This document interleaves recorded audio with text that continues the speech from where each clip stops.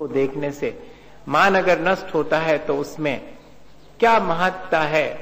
प्रत्यासत्तिर यदि न भवता तस्य तस् शक्ति हेतु। मानस स्तंभ में मनुष्यों के मान कषाय को नष्ट करने की सामर्थ्य आ ही नहीं सकती अगर उसमें आप न विराजे हो, अगर आपकी निकटता ना हो तो हमारी मान कषाय नष्ट नहीं हो सकती। भगवान से जितनी निकटता होगी उतनी कषायें नष्ट होंगी, और जितनी कषायें नष्ट होंगी भगवान के हम उतने ही निकट हो जाएंगे। निकट क्या हो जाएंगे, हम कषाय के अभाव में स्वयं भगवत्ता को प्राप्त कर लेंगे। भक्ति इतना बड़ा काम करती है। धीरे धीरे भगवान की भक्ति में उनके गुणगान करके हम उनसे निकटता प्राप्त करते हैं, और जैसे जैसे उनके प्रति निकटता आती है वैसे वैसे हमारी कषायें हमसे दूर होना शुरू होती हैं, और कषायों का अभाव होने पर हम उस भक्ति का प्रसाद प्राप्त कर लेते हैं। भक्ति का प्रसाद अगर कोई है तो यही है कि हम स्वयं भगवान बन गए।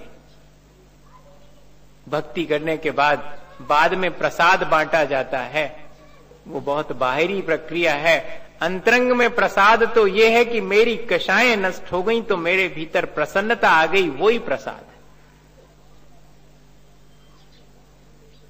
क्या ऐसा हम भक्ति करके प्रसाद पाकर लौटते हैं क्या?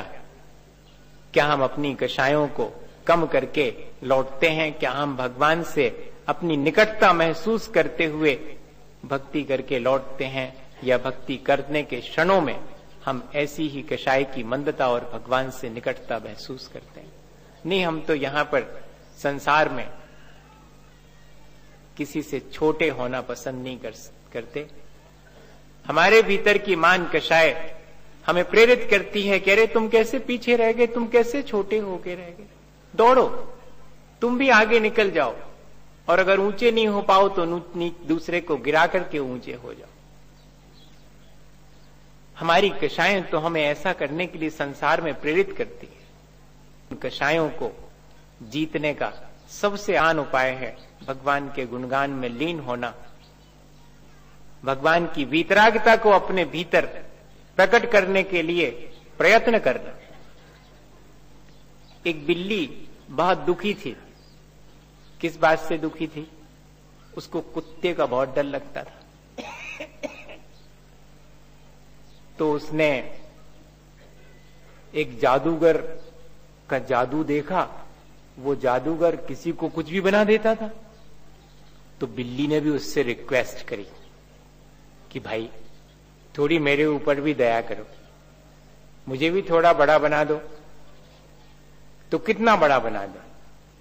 ये कुत्ता मेरे से बड़ा है, मुझे परेशान करता है, मुझे उसका बड़ा डर लगता है। तो उसने कहा ठीक।